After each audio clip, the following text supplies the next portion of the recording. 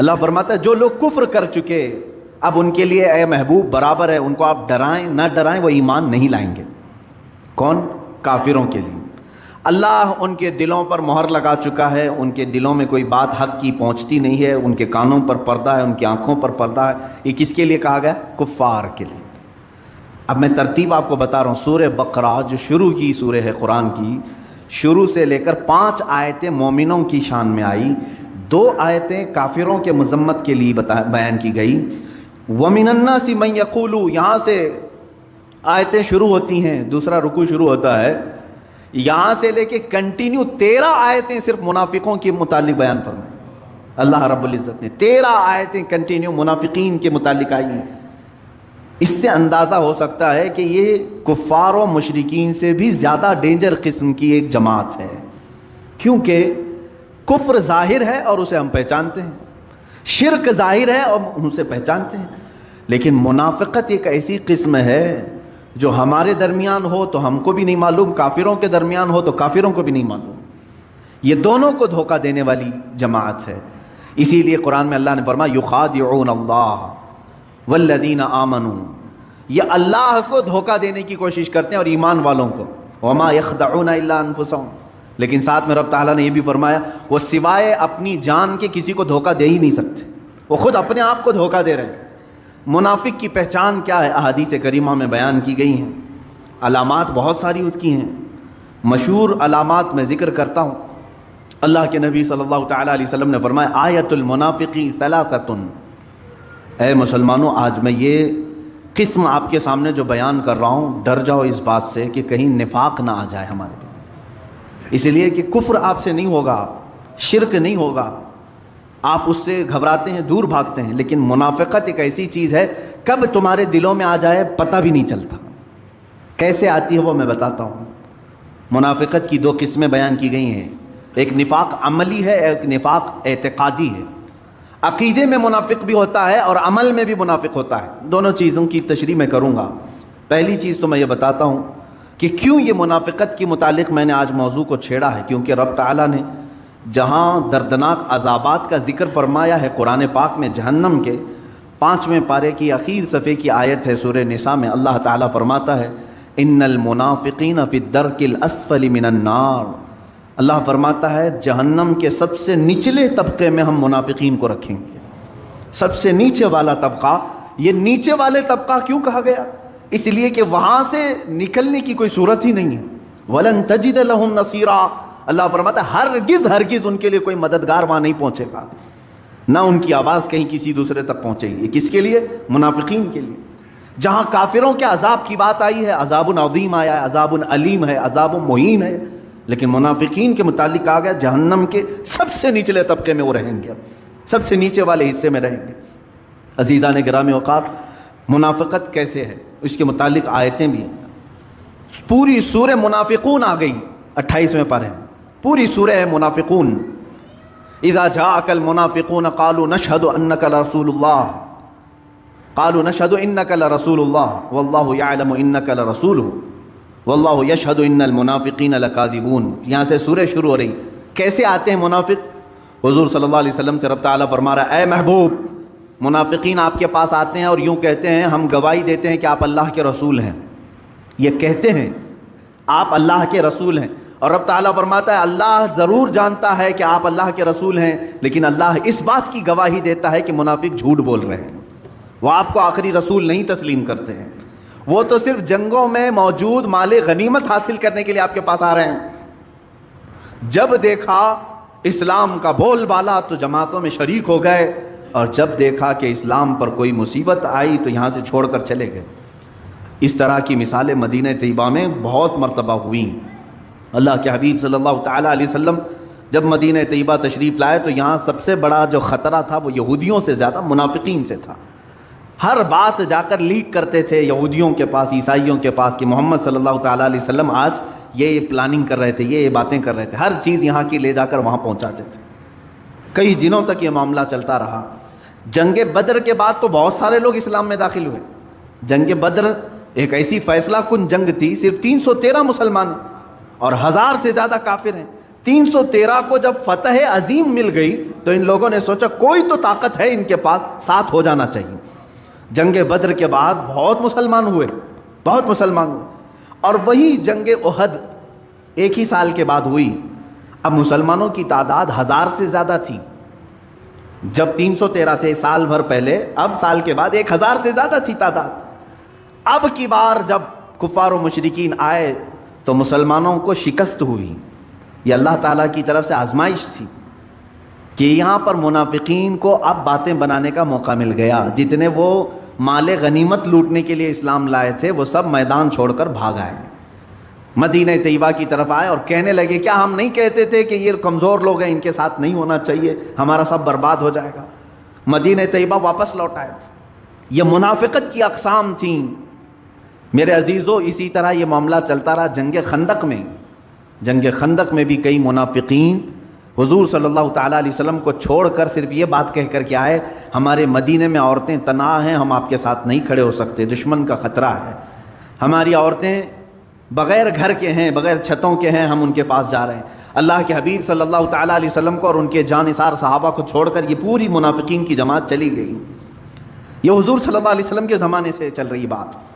میرے عزیزو، اب میں منافقت کی اقسام بتاتا ہوں کہ ہمیشہ جس کی فطرت میں غدر ہے، دھوکہ ہے، وعدہ خلافی ہے، سمجھ لو کہ اس کے اندر نفاق آ گیا ہے، منافقت اس کے اندر آ گئی۔ علامتیں میں بتاتا ہوں، بخاری شریف کی بھی حدیث ہے، اللہ کے حبیب صلی اللہ علیہ وسلم فرماتے ہیں آیت المنافق ثلاثۃ، منافق کی علامتیں 3 ہیں، 3 مشہور علامتیں۔ اذا حدث کذب وَإِذَا اؤْتُمِنَ خَانَ وَإِذَا وَعَدَ خَلَفَ، او کما قال النبی صلی اللہ علیہ وسلم، فرماتے ہیں اس کی پہلی علامت یہ ہے کہ جب بات کرے گا تو جھوٹ بولے گا۔ دوسری علامت یہ، اس کے پاس اگر امانت رکھو گے تو کھا جائے گا، خیانت کرے گا۔ تیسری علامت یہ ہے کہ جب بھی وعدہ کرے گا تو مکر جائے گا، وعدہ خلافی کرے گا۔ یہ تو منافق کی اقسام بتائی گئی ہیں، جھانک کر کے دیکھ لو کہیں ان تینوں میں ہم تو نہیں پڑے ہوئے ہیں، مبتلا تو نہیں ہو گئے کہیں۔ خاص طور پر تاجر لوگوں سے، بزنس کرنے والوں سے مخاطب ہو کر کے بزرگوں نے فرمایا تمہیں کثرت سے جھوٹ کا سامنا کرنا پڑتا ہے، اور اس جھوٹ پر اگر تم نے کنٹینیو مداومت اختیار کر لی تو تم منافقت کے سٹیج پر پہنچ جاؤ گے۔ منافق کی ایک علامت یہ ہے کہ اپنی بات کو منوانے کے لیے بار بار قسمیں کھاتا ہے، اللہ کی قسم، کعبے کی قسم، قرآن کی قسم، کثرت سے وہ قسمیں کھاتا ہے منافق۔ اور جب بھی اس کے پاس کوئی امانت رکھی جائے تو خیانت کرتا ہے، صحیح طریقے سے اس کو نہیں لوٹاتا۔ امانت بہت قسم کی ہے میرے عزیزوں، صرف پیسہ ہی امانت نہیں ہے، کسی کی باتیں بھی تمہارے پاس امانت ہوتی ہیں، کسی کا مال تمہارے پاس امانت ہے، کسی کی بیٹی تمہارے پاس امانت ہے، کسی کے بچے تمہارے پاس امانت ہے۔ امانت کی بہت ساری قسمیں، اس میں خیانت کرنے والا منافق کی علامتوں میں شامل ہو گیا۔ اور جب کبھی وعدہ کرے تو وعدہ خلافی کرتا ہے، وعدہ کرتا ہے کہ میں فلاں تاریخ کو آپ کو پیسے دے دوں گا، میں فلاں تاریخ کو آپ سے ملاقات کر لوں گا، فلاں تاریخ کو یہ کام کر لوں گا، اور پھر مکر جاتا ہے۔ فرمایا گیا اس کے اندر منافقت آ گئی ہے۔ یہ نفاق کی 3 بڑی علامتیں ہیں، بڑی علامتیں ہیں۔ اب جو 13 آیتیں میں نے جس کا ذکر کیا سورہ بقرہ میں، شروع سے لے کر دوسرے رکوع سے تیسرے رکوع تک اگر آپ پڑھیں گے، اللہ تعالیٰ نے صاف صاف ان کے طریقے بیان کیا۔ یہ خود میں خوش رہتے ہیں کہ ہم سب کو دھوکہ دے رہے ہیں، ہم صحیح ہیں باقی سب غلط ہیں، ہم سب کو ٹوپی پہنا چکے ہیں، وہ یہ خیال میں رہتے ہیں۔ اللہ ان کی اس چیز کو مسلمانوں کے سامنے کھل کر کے بیان کیا ہے۔ وہ خود اپنے زوم میں مبتلا رہتے ہیں کہ ہم سب کو دھوکہ دے رہے ہیں، حالانکہ اللہ ان کے دھوکے سے ہر مسلمان کو بچاتا بھی ہے، اللہ تعالیٰ محفوظ رکھتا ہے۔ اگر منافقین کے دھوکے سے ہم محفوظ نہیں رہتے تو یہ کب کے اسلام کی جڑیں کاٹ چکے ہوتے ہیں، کیونکہ یہ چوہے کی طرح داخل ہوتے ہیں جماعتوں میں اور قطر بھی نہیں کرتے ہیں۔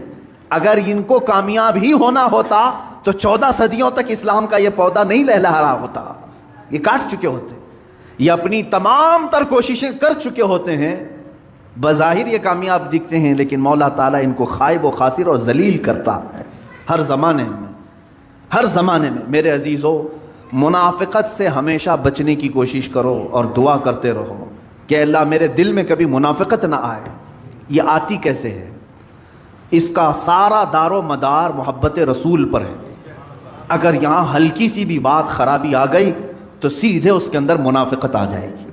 اگر نبی کی بات کو، میرے آقا صلی اللہ تعالیٰ علیہ وسلم کی بات کو ہلکا سمجھ لیا، کمتر سمجھ لیا، سمجھ لو کہ وہ گر گیا ایمان کے درجے سے اور منافقین میں آ گیا۔ ایک صحابی ہیں حضرت عمرو بن سعید رضی اللہ تعالیٰ عنہ، عمرو بن سعد یا عمرو بن سعید ہیں، یہ ان کا چچا تھا جلاس۔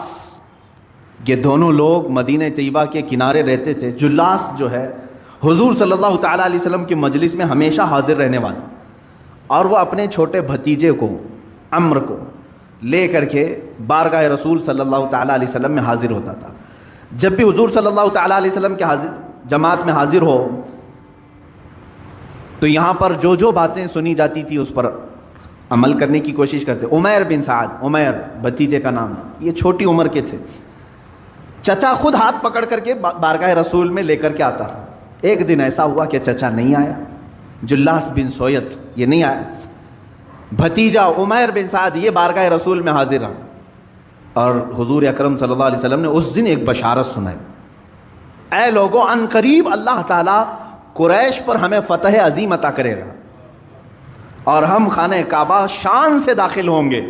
حضور صلی اللہ علیہ وسلم جب یہ بشارت دیے، چھوٹی عمر تھی عمیر بن سعد کی، خوشی سے دوڑتے ہوئے آئے اور اپنے چچا جلاس بن سویت کو آ کر کے کہا، چچا معلوم ہے آپ کو آج اللہ کے رسول صلی اللہ علیہ وسلم نے کیا فرمایا؟ کہا کیا کہا؟ کہا اللہ کے رسول نے فرمایا کہ ان قریب اللہ قریش پر انہیں فتح عظیم عطا کرے گا، شان سے وہ داخل ہوں گے۔ جلاس بن سویت نے کہا ہے اگر محمد کو فتح ہو گئی تو ہم گدھے سے بدتر کہلائیں گے۔ دل کا منافق تھا، حضور صلی اللہ علیہ وسلم کے بارے میں کہہ گیا، جبکہ وہ مجلس رسول میں کنٹینیو حاضر ہونے والا شخص اور اپنے بھتیجے کو پکڑ کر کے لانے والا شخص۔ عمیر بن سعد نے کہا چچا آپ ہی تو مجھے لے کر جاتے تھے۔ کہا لے کر جاتا تھا لیکن بڑی بڑی باتیں مت کرو، محمد کی بات اور ہے، قریش کی بات اور ہے۔ عمیر بن سعد وہاں سے فوراً بھاگتے ہوئے نکل آئے کہ چچا کا دماغ خراب ہو گیا ہوگا، یا تو یہ اب تک نہیں جانتے تھے۔ اب بتائیں بھتیجا خود چچا کی منافقت کو نہیں سمجھ پا رہا تھا۔ عمیر بن سعد بارگاہ رسول میں حاضر ہوئے، صحابہ بیٹھے ہوئے تھے، یہ چھوٹی عمر کے تھے، بڑے صحابہ تھے، حضور صلی اللہ علیہ وسلم کی بارگاہ میں کھڑے ہو کر کے بار بار کچھ کہنے کی بات کر رہے ہیں، کچھ عرض کرنے کی بات کر رہے ہیں، موقع نہیں مل پا رہا ہے۔ جلاس کو اپنے چچا کو بول کر کے آئے تھے میں آج تیرا بھانڈا پھوڑوں گا، پوری طرح سے تیری پول کھولوں گا، حضور اکرم صلی اللہ علیہ وسلم کی بارگاہ میں جا کر بیان کروں گا۔ وہ گھبرا بھی گیا لیکن بچہ اب دوڑتے ہوئے آ گیا۔ اب یہاں پر تھوڑی دیر کے بعد بار بار وہ اٹھ رہے ہیں، اپنی گردن اٹھا رہے ہیں، تو حضور نے فرمایا کیا کہنا اٹھاؤں؟ حضور صلی اللہ علیہ وسلم نے موقع دیا تو کھڑے ہوئے کہا کہ حضور ایک بات عرض کرنی ہے، میرا چچا منافق ہے۔ جلاس بن سویت سب کے کان کھڑے ہو گئے۔ جلاس بن سویت سب کی نظر میں ایک نیک شخص تھا، عمر والا شخص تھا، پابندی صوم و صلات، نماز اور روزوں کا بڑا پابند شخص، اور ایک بچہ ایسا کہ صحابہ نے بٹھا دے بیٹھ جا، لگتا ہے اس کے چچا نے مارا ہو رہا ہوگا، اس کے خلاف آ کے شکایت کر دیا، بیٹھ جاؤ۔ پھر وہ کھڑے ہوئے کہ نہیں یا رسول اللہ صلی اللہ علیہ وسلم میں گواہی دیتا ہوں۔ حضور صلی اللہ تعالیٰ علیہ وسلم بھی دیکھتے رہے ان کی طرف، بولو۔ اسی اسنا میں جلاس بن سویت دوڑتا ہوا آ گیا، چچا بھی آ گیا، آیا دیکھا کہ شکایت کرنے کے لیے میرا بھتیجا کھڑا ہے، روتے روتے آیا بارگاہ رسول میں، کہا یا رسول اللہ صلی اللہ علیہ وسلم آج گھر میں یہ تاخیر سے آیا، میں نے ایک تماچا لگایا تو یہ کہا کہ میں تمہارے خلاف حضور سے شکایت کرتا ہوں، پتہ نہیں میرے بارے میں کیا آ کر کے کہا آپ سے۔ صحابہ نے کہا نہیں ہم کہہ رہے تھے کچھ تو گھر میں جھگڑا ہوا ہوگا اور یہ آ کر کے اس پر اتنا بڑا الزام لگا دیا۔ یہ عمیر بن سعد رونے لگ گئے، چھوٹی عمر کے ہیں اور ایک طرف یہ منافق ہے، دوسری طرف بڑے بڑے صحابہ کو قائل کرنا ہے، ان کو کنونس کرنا ہے، لیکن اللہ کے نبی صلی اللہ تعالیٰ علیہ وسلم دلوں کے حالات کو جانتے تھے۔ اللہ کے نبی صلی اللہ علیہ وسلم نے فرمایا عمیر تم بولو تمہاری بات کیا ہے۔ عمیر بن سعد نے پوری بات بتائی، میں مجلس سے اٹھ کر کے جب گیا تو میرے چچا نے ایسی ایسی بات کہی، اللہ کے حبیب صلی اللہ تعالیٰ علیہ وسلم نے اپنی گردن جھکا لی، ان کی بارات میں کچھ نہیں کہا، عمیر بن سعد کی حمایت میں ایک جملہ بھی نہیں فرمایا۔ صحابہ جواب کے انتظار میں، جلاس کھڑا ہے، اچانک جبرائیل امین آیت لے کر کے آ گیا، وَلَقَدْ قَالُوا كَلِمَةَ الْكُفْرِ وَكَفَرُوا بَعْدَ إِسْلَامِهِمْ۔ اللہ نے فرمایا اے حبیب یہ سچ کہہ رہا ہے، یہ کافر ہو چکا ہے اسلام لانے کے بعد، جو آپ کی شان میں گستاخی کر رہا تھا۔ قرآن کی آیت آئی 10ویں پارے میں، اللہ تعالیٰ کے حبیب صلی اللہ علیہ وسلم نے فرمایا عمیر بن سعد کی گواہی اللہ نے قبول فرمائی ہے۔ عزیزان گرامی وقار، کسی بھی منافق کو اگر آس پاس پاؤ تو کھل کر کے اس کا اظہار کرو، کوئی تمہاری بات مانے نہ مانے، اللہ تمہاری تائید میں ہے، اللہ تمہاری حمایت میں ہے۔ اسی لیے میں آج کہتا ہوں منافقین اگر ہماری جماعت میں کہیں نظر آئیں تو اس کا اظہار ہو، بتا دیا جائے کہ اے مومنین ان منافقین سے بچو جو بظاہر تمہیں اسلام کے نام پر گمراہ کریں گے اور لے جا کر کے کسی اور کی گود میں ڈال دیں گے، تمہیں جہنم کے راستے پر لگا دیں گے۔ عزیزان گرامی، منافقین کی اور علامتیں جو قرآن پاک نے بیان کی وہ سنیں آپ۔ اللہ کے حبیب صلی اللہ تعالیٰ علیہ وسلم نے ایک وقت ایسا بھی آیا کہ جب مدینہ رسول میں مسجد نبوی میں نام لے لے کر کے حضور صلی اللہ علیہ وسلم نے ان کو اٹھایا۔ اب آپ یہ کہتے ہوں گے کہ کسی بھی جماعت کے خلاف، کسی بھی مکتب فکر کے خلاف آپ لوگ کیوں بولتے ہیں؟ میرے عزیزو سنو، باضابطہ مدینہ طیبہ میں مسجدیں بھی بننے لگی تھیں، ایک مسجد نبوی ہے، اور منافقین جب کھل کر کے کچھ نہیں کر پا رہے تھے تو ایک مسجد انہوں نے الگ سے بنانا شروع کیا، ایک الگ سے اپنا مرکز بنا رہے تھے، اور مسجد قباء کے قریب، کہ وہاں سارے لوگ اپنے جمع ہو کر کے گرو گھنٹہ فیصلے کریں گے حضور صلی اللہ علیہ وسلم کے خلاف۔ اس کو مسجد ضرار کہتے ہیں، قرآن پاک میں ہے۔ اور انہوں نے حضور صلی اللہ علیہ وسلم کی بارگاہ میں کیا بہانہ پیش کیا؟ کہا کہ ہم کو لمبا ہوتا ہے مسجد نبوی آنے کے لیے، مسافت زیادہ ہے، ہم وہیں پر نماز پڑھ لیں گے، اپنی جماعت کر لیں گے، کبھی کبھار آپ کے پاس آئیں گے، یہ بہانہ کر کے مسجد بنائیں۔ لیکن اس مسجد میں فتنے ہوتے تھے، سوائے رسول پاک کی گستاخی کے اور کچھ نہیں ہوتا تھا۔ وہاں پر ہمیشہ مسلمانوں کو توڑنے کی باتیں ہوتی تھیں، وہ مسلمان ہی تھے، بظاہر چہرے سے مسلمان تھے، حضور صلی اللہ علیہ وسلم کے پیچھے نمازیں پڑھتے تھے اور وہاں بیٹھ کر کے فیصلے اس طرح کے کرتے تھے۔ ظاہر سی بات ہے اللہ رب العزت نے قرآن میں آیت نازل فرمائی والذین اتخذوا مسجدا ضرارا وکفرا وتفریقا بین المؤمنین، وہ لوگ جنہوں نے مسجد بنائی ہے ضرر دینے کے لیے، مسلمانوں کے درمیان فرقہ بنانے کے لیے، لمن حارب اللہ ورسولہ، جو لوگ اللہ اور اس کے رسول سے جنگ کرنا چاہتے ہیں، اللہ نے اپنے حبیب صلی اللہ علیہ وسلم کو حکم دیا کہ اس مسجد کو ڈھا دیا جائے، ختم کر دیا۔ حضور اکرم صلی اللہ علیہ وسلم اپنے صحابہ سمیت تشریف لائے اور اس مسجد کو بنیادوں سے ختم کر دیا۔ اس کو تو میں نام سے مسجد کہہ رہا ہوں، حقیقت میں وہ مسجد ہے ہی نہیں تھی، مسجد نہیں۔ مسجد کسے کہتے ہیں؟ اسی کی آیت میں 11ویں پارے میں اللہ نے فرمایا لَمَسْجِدٌ أُسِّسَ عَلَى التَّقْوَى، مسجد وہ ہے جو تقوی کی بنیاد پر رکھی جائے، اللہ رب العزت اور اس کے حبیب صلی اللہ علیہ وسلم کے عشق اور محبت کی بنیاد پر رکھی جائے، وہ مسجد ہے۔ اور جس مسجد میں منافقت ہو، وہ چاہے 10 مینار والی ہو کہ 14 مینار والی ہو، اسے مسجد نہیں کہا جائے گا۔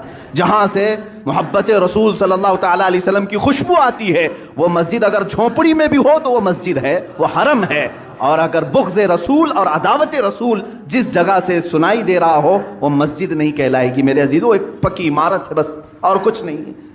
اس طرح سے اللہ کے رسول صلی اللہ علیہ وسلم کو اس کو ختم کرنے کا حکم دیا گیا۔ اسی لیے میں نے پچھلے جمعہ بھی کہا تھا، اقبال نے جو بات کہی وہ بہت سچ کہی ہے، آبروئے ماں ز نام مصطفیٰ، ہماری سب کی آبرو عزت کس سے جڑی ہوئی ہے؟ نام مصطفیٰ سے۔ اس میں اگر ذرا برابر بھی کمی آ گئی تو سمجھ لو نہ تم مسلمان ہو نہ تم انسان۔